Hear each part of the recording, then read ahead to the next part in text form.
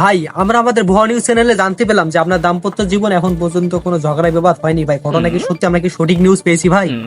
হ্যাঁ ভাই, আপনি সঠিক নিউজ পেয়েছেন।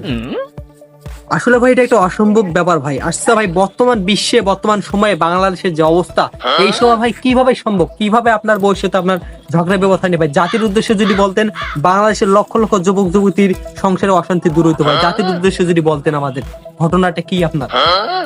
আসলে ভাই আমার ব্যাপারটা একটু ভিন্ন। দাম্পত্য জীবনে সবারই কম বেশি ঝগড়া লাগিয়ে থাকে। যখন আমার বউয়ের সাথে আমার ঝগড়া লাগে, তখন আমি চুপচাপ বসেই থাকি। যদি আমার বউ দুটো চড়ও মারে, তারপরেও আমি তাকে কিছু বলি না। কিছুক্ষণ পর সবকিছু এমনিই ঠিক হয়ে যায়। আসলে ভাই কথা আমি খারাপ বলিনি ভাই, জাতির উদ্দেশ্যে এমনি কথাটা বলার জন্য আমরা সরকারের পক্ষ থেকে আপনাকে একটি নোবেল দেওয়ার চেষ্টা করব। অতি শীঘ্রই আমরা বাড়িতে নোবেল হেঁটে হেঁটে আসবে ভাই। তো ভাই ভালো থাকবেন। আজকে আমরা প্রতিবেদন এখানে শেষ করছি। তো ভাইরা আমার, আপনারা অবশ্যই জানতে পেলেন যে আমাদের কিভাবে দাম্পত্য জীবনে সুখ শান্তি আসবে। আপনারা যদি এই নিয়মটি মেনে চলেন, অবশ্যই আপনাদের দাম্পত্য জীবনে সুখ শান্তি আসবে।